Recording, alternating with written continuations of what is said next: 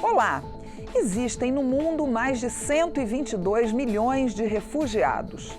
O Acnur, a Agência de Refugiados das Nações Unidas, tem o objetivo de salvaguardar estas pessoas que precisam de proteção internacional. Mas o que são refugiados? Qual a diferença deles para os migrantes em geral? De que países sai a maioria deles? Como o Brasil recebe estas pessoas?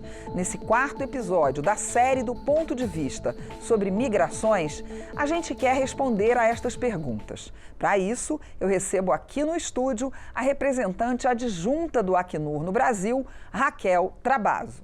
Muito bem-vinda, Raquel. Obrigada, Mariana. Eu queria começar justamente entendendo quem são os refugiados, qual a diferença deles para os migrantes em geral e o que é necessário para a pessoa ser considerada um refugiado. Muito bem. Bom, o termo refugiado, em termos assim muito simples, significa aquela pessoa que foi forçada a sair do seu país, ou seja, que já está fora do seu país de origem e nacionalidade, devido ao que a gente chama de fundado temor de perseguição por alguns motivos, que podem ser sua raça, religião, nacionalidade, opinião política ou pertencimento a um grupo social. Por grupo social poderia ser uma pessoa LGBTIA+, em um país que criminaliza o ser homossexual, por exemplo.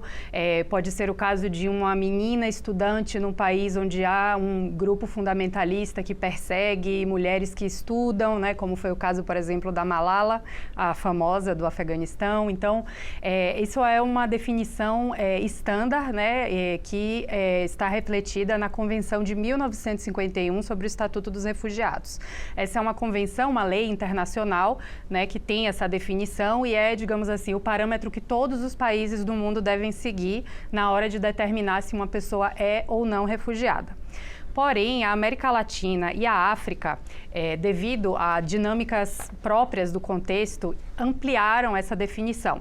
Na América Latina, foi adotada a Declaração de Cartagena, no ano 84, da qual o Brasil é parte, que diz que refugiado para além da definição global, também alguém que foge de um país devido a grave e generalizada violação de direitos humanos, alteração da ordem pública, agressão estrangeira, porque se você para pensar na definição global, como ela foi criada num contexto pós-Segunda Guerra, onde as pessoas eram mais, as perseguições, a violência era mais direcionada a determinados grupos com características, então toda a questão do Holocausto, judeus, exatamente. Então, o mundo se tornou muito mais complexo, né, exato, opinião política, exato. Como o mundo foi ficando mais complexo, então você teve as lutas pela descolonização da África, as ditaduras na América Latina, inclusive conflitos civis internos em alguns países na América Central. Então foi preciso... Ou seja, circunstâncias próprias. Exatamente. Foi preciso políticas, não só... políticas, essencialmente, né? O pano de fundo é esse, mas também a gente fala de uma grave e generalizada violação de direitos humanos, também que afetam outros tipos de direitos para além dos individuais e políticos.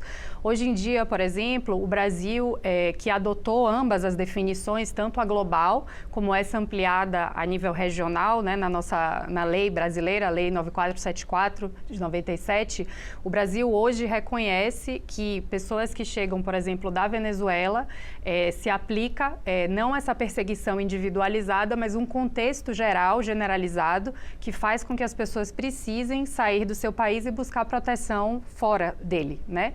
Então, o conceito, esse global e o ampliado, digamos assim, regional, são o que vai dar as diretrizes para os países de parâmetros para reconhecer alguém como refugiado ou não. O que significa, então, quando a gente fala da pessoa ter um fundado temor? Ela não precisa ter já experimentado uma violência, né?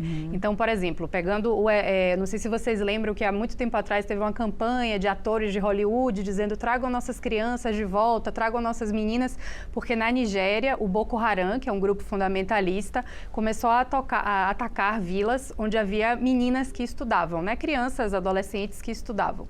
Então, se você é uma jovem mulher, né, que vai para a escola... Nesse caso que havia estupros? Também, porque eram sequestros, né, recrutamento forçado tanto para atividades do grupo armado quanto para violência sexual e de gênero contra elas.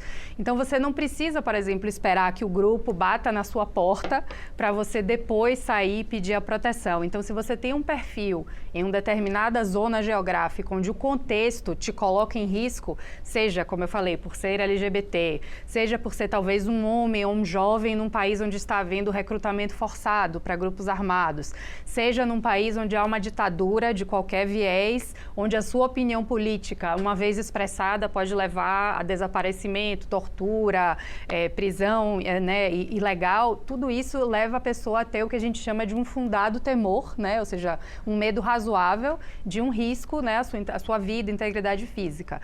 E é essa pessoa que procura ou também há uma busca do Acnur por essas pessoas? Não, em geral, a pessoa, né, que tem que buscar a proteção. O Acnur está nos países apoiando os governos para que essa informação sobre o direito de pedir a condição de refugiado seja conhecida, né? Porque esse é um nicho digamos, do mundo legal, do mundo jurídico, que nem todas as pessoas sabem. O que elas sabem é: preciso sair porque a minha vida está em perigo, pego meus filhos, minha família, meus pertences e vou para um outro país. Chegando lá, nosso trabalho, digamos, o trabalho inicial é informar as pessoas que elas têm o direito de pedir a condição de refugiado, que elas têm, segundo, um direito muito importante, que é o de não ser devolvidas a um país onde a vida delas está em risco, e como fazer o procedimento, né? Porque acho que uma das suas perguntas, apesar da condição de refugiado ser, digamos, declaratória, não basta que Raquel, chegue em outro país e diga, sou refugiada.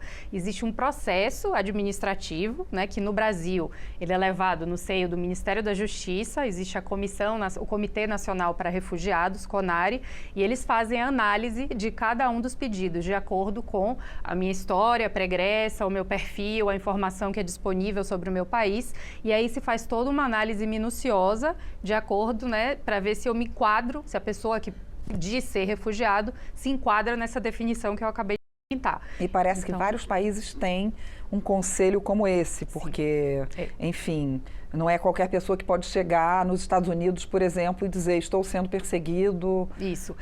O direito de pedir, a gente sempre diz, o direito de pedir todos nós temos, né? Eu dou um exemplo, se o rei da Inglaterra chegasse no Brasil hoje e falasse, eu quero pedir refúgio, ele tem o direito de pedir. Agora, se ele vai ser reconhecido, aí precisa do processo administrativo e que essas autoridades definam.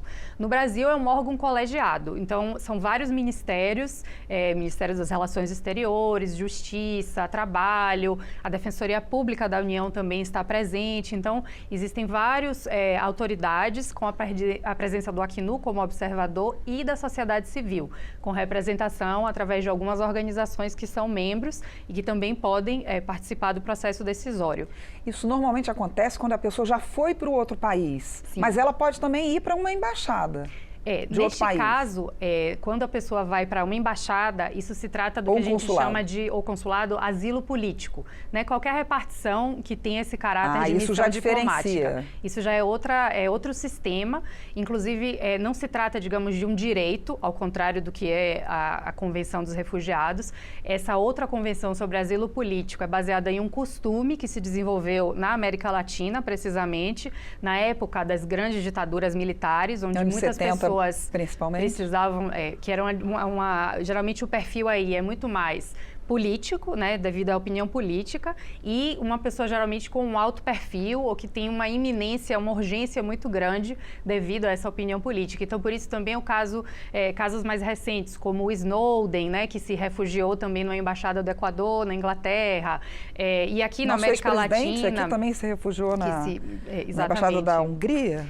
Inicialmente ele né, teve esse início, digamos assim, ou essa indicação de que haveria um asilo político, mas o asilo é todo um processo em que a pessoa pede o asilo, geralmente os países são os países latino-americanos, porque, como eu falei, isso é um costume regional, não é algo que todos os países do mundo adotam ou reconhecem como uma obrigação que eles têm, né? E são casos muito pontuais, e aí exige negociações a nível muito político para salvo-conduto, para passagem, né, para que ele possa sair do país e se acolher em outro lugar. O refúgio já é um sistema diferente, porque é um sistema que é legislado, digamos assim, e que gera muito mais obrigações para os estados onde alguém, e pode ser para pessoas, digamos, réis mortais, como pessoas comuns, como eu, como você, independentemente, né, do perfil político ou não, né? E tem outras causas. Quais são essas obrigações, Raquel, que enfim, o refúgio gera para esses países? Bom, quando os países que são parte, né, nessa convenção, eles têm primeiro a obrigação de admitir o acesso ao território. Então, se alguém chega numa zona de fronteira, aeroportos, portos, né, cruzes terrestres, declarando: estou fugindo do meu país porque a minha vida está em risco e quero pedir a proteção como refugiado, essa pessoa tem o direito de ingresso no território e da permanência, que é o que a gente chama proteção contra a devolução, ou seja, você não pode expulsar a pessoa do país ou mandar ela de volta até que o processo do pedido dela seja analisado e decidido em última instância. Então, hoje, por exemplo, no Brasil, enquanto isso, ela fica onde? Enquanto isso, ela fica dentro do país, e aí cada país tem a legislação sobre os direitos que ela vai ter enquanto espera a decisão. Certo. Então, cabe ao país, na sua legislação, decidir. Então, usando o exemplo do Brasil, qualquer estrangeiro que chegue ao país e queira pedir refúgio, ele pode ir em qualquer agência da Polícia Federal, qualquer departamento da Polícia Federal, fazer o registro do seu pedido e, com isso, ele recebe um documento de identidade provisório e o direito de tirar um CPF, tirar a carteira de trabalho, aceder, como aqui o acesso universal à saúde, educação, assistência social, até que o pedido dessa pessoa seja analisado pelo CONARE e decidido em última instância, porque se for negado, a pessoa ainda tem o direito de apelar. É como um processo administrativo que a gente tenha no país. Então, durante esse tempo, a pessoa tem esses direitos, né, pode residir legalmente e trabalhar, o que é um grande diferencial, digamos assim, do Brasil. Muitos países, principalmente países mais pobres, né? Porque se você olha no contexto internacional, a grande maioria dos países que acolhem refugiados são os vizinhos de onde há um conflito, ou uma guerra, né? Ou um contexto difícil. Então, quase 70% dos refugiados do mundo estão nos países vizinhos. Quais são esses? Irã, por causa do conflito no Afeganistão, que já leva aí décadas, né? Etiópia, que está ali entre Somália, Sudão, né? E países que são muito complicados, Eritreia, né? Então eles já acolhem há muitos anos. Uganda, agora com todo o contexto da guerra no Sudão e Sudão do Sul também. Colômbia, porque acolheu a grande maioria dos refugiados venezuelanos. E aí também entram alguns outros, como por exemplo a Alemanha, que apesar de estar longe, digamos assim, dos grandes conflitos globais, foi um país que tradicionalmente, pelo menos até recentemente, ainda era muito acolhedor e tinha políticas muito abertas para a recepção de refugiados, programas de reassentamento e tudo isso. Então, como esses países geralmente são pobres e têm, digamos, recursos mais escassos, às vezes os direitos que os refugiados têm são muito mais limitados nesses lugares. Então, em alguns lugares você não tem direito a trabalhar, então se forma uma grande população marginalizada, né? Em outros, eles não têm direito de livre circulação, então é aí onde tem aqueles campos de refugiados que as pessoas são acolhidas e proibidas de sair e ter uma vida, digamos, de se integrar, coisa que não acontece Ou seja, no Brasil. Eles só fogem do perigo. E depois mas tem uma vida muito difícil. Exatamente. É isso que eu ia perguntar, quais são as maiores dificuldades que os refugiados têm em termos mundiais? Olha, em primeiro lugar, vem muito a questão do status jurídico dessa pessoa, né? Às vezes a gente não pensa nisso, mas a importância de ter um documento de identidade que as autoridades reconhecem como válido, né? Com um documento, uma forma de mostrar quem ele é, até por questões de preocupações que os estados possam ter com segurança, né? E toda a gestão, né, de quem está ali.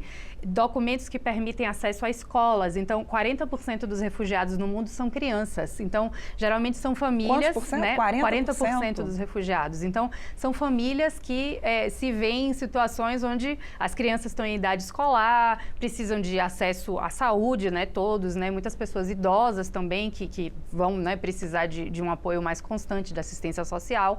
Então, muitas vezes a mãe leva as crianças...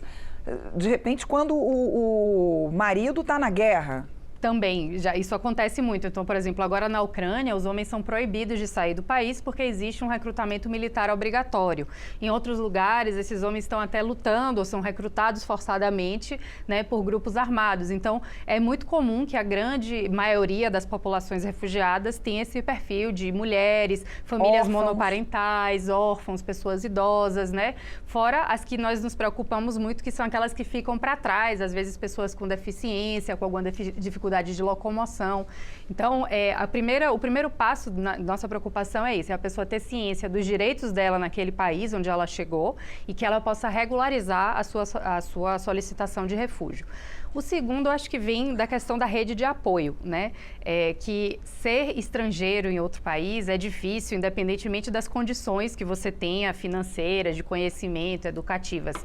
O tema da língua, né? E quando a gente fala de pessoas que já vêm de uma situação de vulnerabilidade, que deixaram tudo para trás, que às vezes saíram seus pertences, que não tem mais uma fonte de renda imediata para se sustentar, a falta das redes de apoio comunitárias, né? E do acesso a esses serviços que eu mencionei, educação, saúde, assistência social, colocam um desafio a mais, né, para a integração. Eu queria saber como é que é o trabalho do Acnur em situações de emergência. Tem uma coisa específica? Sim. Nós temos... O Acnur é a única agência da ONU que a gente diz que tem um mandato estritamente humanitário, ou seja, enquanto outras agências trabalham muito a questão do desenvolvimento, a cooperação com os estados, nosso trabalho é aquele de aliviar sofrimento e salvar vidas nesse período imediato. Então, o grande foco do Acnur no mundo é estar preparado para esses fluxos, né, inesperados. Né? Então, o que a gente vê ao longo dos anos, aliás, é que os conflitos não se resolvem, eles só vão se somando e se estendendo no tempo. Quando você pensa na Somália e Afeganistão, desde os anos 80, a gente tem contextos muito complexos de estados, né, falidos quase, que estão aí por uma emergência atrás da outra. Logo, em lugares onde já se havia pacificado, digamos assim, o caso do Sudão, e agora uma guerra que parece interminável, né? A Ucrânia, que também foi uma novidade para o mundo inesperada. Então, o Acnur tem equipes de emergência, que a gente chama, que podem ser destacadas em até 72 horas para chegar nesses lugares. E nós temos sistemas, assim, armazéns globais para entrega de insumos básicos, de montar tendas, acampamentos. Foi muito do que aconteceu um pouco quando os refugiados da Venezuela, refugiados imigrantes, começaram a chegar de forma massiva no norte do país. Né? O Acnur apoiou o governo e ainda apoia até hoje o governo federal com a Operação Acolhida.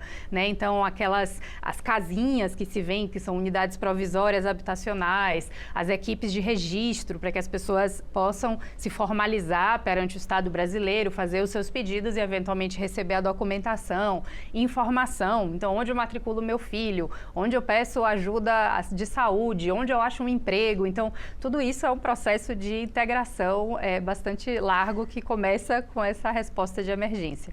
E dentro do Acnur, vocês pensam também em soluções a longo prazo? Sim, inclusive em países Apesar da senhora mesmo ter dito que em alguns lugares a coisa só vai aumentando ou voltando depois, né? Justamente por essa complexidade dos conflitos hoje em dia, que não se resolvem e se perpetuam no tempo, a gente tem uma política que a gente fala de pensar soluções desde o primeiro momento de emergência, né? Então, de fazer ações e negociar com os governos ações que depois não criem, por exemplo, um sistema paralelo, né? Quando a gente pensa em campos de refugiados, a gente pede que pelo menos eles tenham acesso às escolas públicas do local, às clínicas públicas, para não se criar sistemas paralelos que no final... Porque se aquilo ficar ali para sempre, não adianta. Não né? adianta. E hoje, acho que o mundo passa também por um grande choque, né? De uma mudança de abordagem dos países em relação à resposta humanitária, sobretudo no financiamento. Né? Então, esse ano foi um ano em que os grandes doadores, os países que mais doavam para as respostas humanitárias, anunciaram grandes cortes nessas linhas, o que tem gerado para o Acnur e outras agências humanitárias vários países ou mais os Estados Unidos? Os Estados Unidos eram, né, o principal doador, não só do Acnur, mas da área humanitária em geral. mas eles não foram os únicos, né? Doadores tradicionais como Suíça, Suécia, Holanda, anunciaram cortes também nos seus programas, e outros, como a Alemanha, que sempre tiveram uma política muito aberta, anunciaram recentemente o fim do seu programa de reassentamento, que era também para trazer refugiados de forma legal de campos e outras situações muito complexas para a Alemanha, né, para serem acolhidos ali. Era um compromisso que eles tinham de compartilhar esse peso, digamos, das responsabilidades dos países que acolhiam. Então, hoje, com essa questão do financiamento, tem sido muito mais difícil trabalhar esse ciclo completo do deslocamento, desde a chegada da pessoa até uma integração e uma solução no país.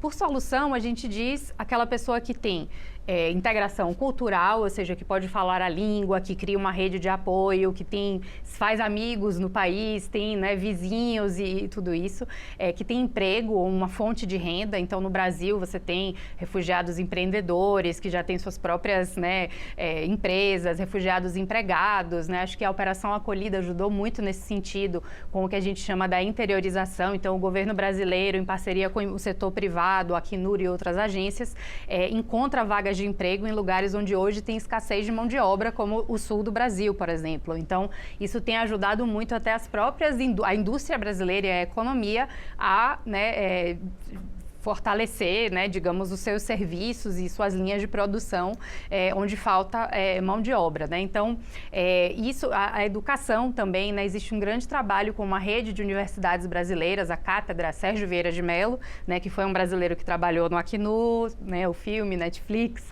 com Wagner Moura. Então, a Cátedra é em homenagem a ele. Ele já era conhecido até antes do Netflix. Sim, com certeza.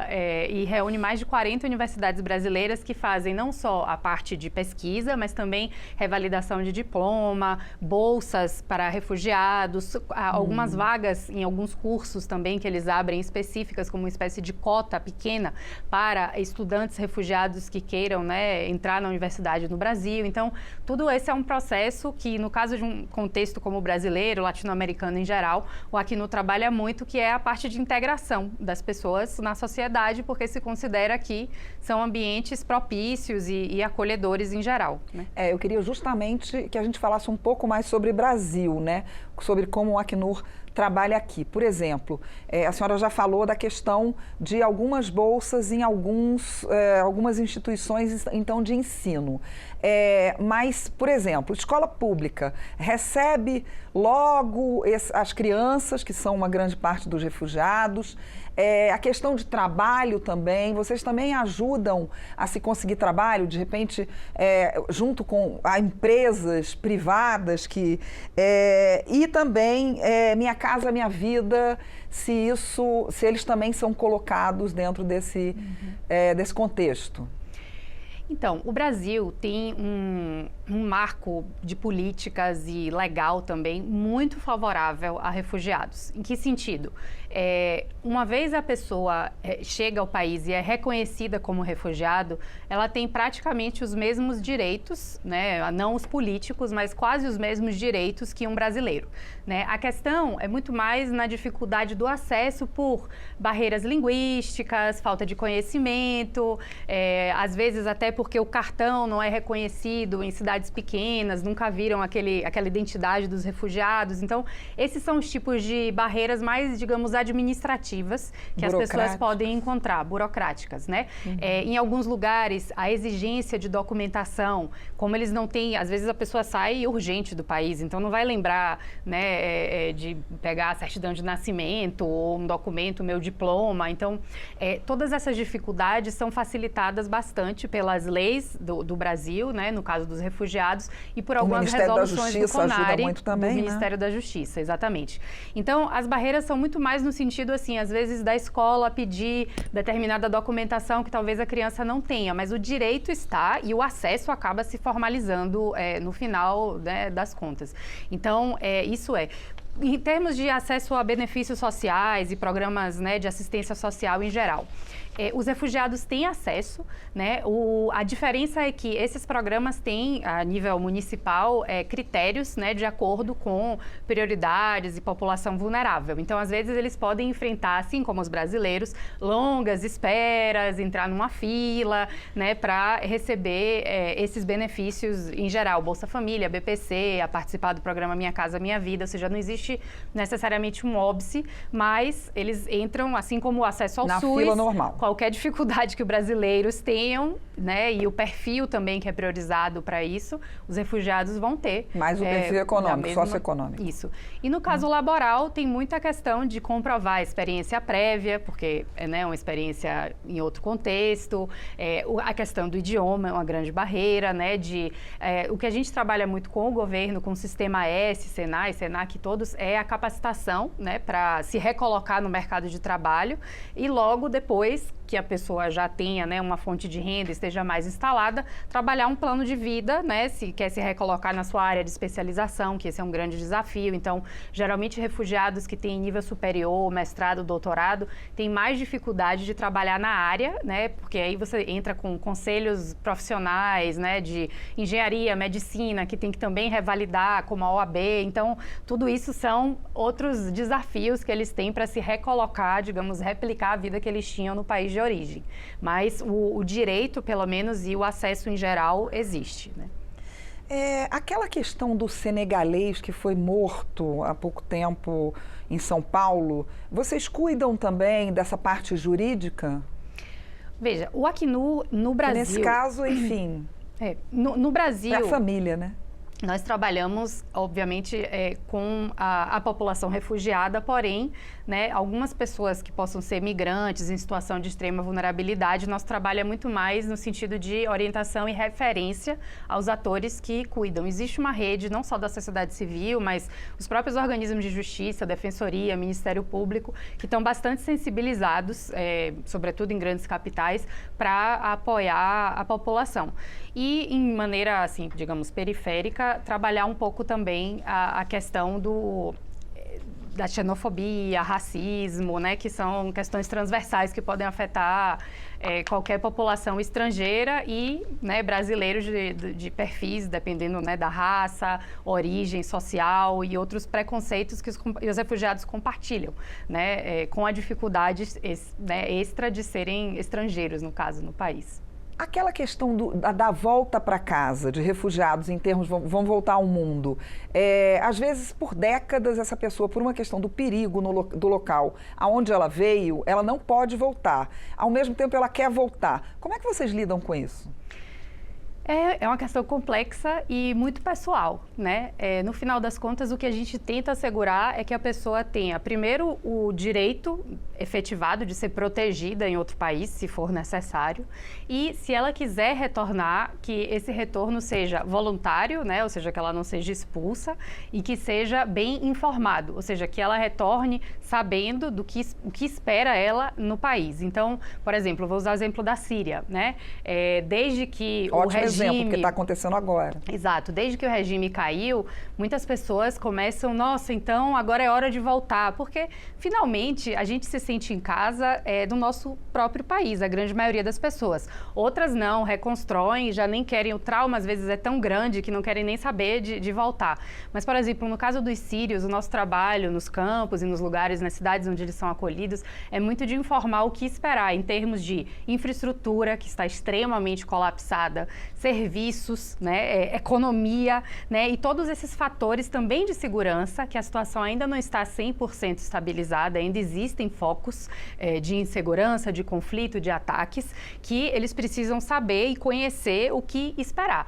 No final, nós não podemos ser, assim, a gente não tem uma postura, digamos, paternalista sobre as pessoas, é uma decisão individual. Nosso trabalho é que essa decisão seja tomada da melhor forma informada possível, né? e que os países, que são quem tem a responsabilidade de proteção quando acolhem um refugiado, não expulsem essa pessoa simplesmente, a Síria agora tudo em paz, todos os sírios embora para casa, né? Que isso seja algo que demora. O Acnur emite orientações quando considera que um país é seguro o suficiente para que uma população não precise mais ser refugiada. Muito obrigada. Eu conversei com a representante adjunta do Acnur, aqui no Brasil, Raquel Trabasso, sobre o trabalho deste órgão da ONU na acolhida dos refugiados aqui no Brasil e no mundo. Este é o 4º episódio da série do programa Ponto de Vista sobre migrações. Eu sou Mariana Monteiro e você pode rever e compartilhar este episódio e os outros que ficam no YouTube da Câmara. Até a próxima!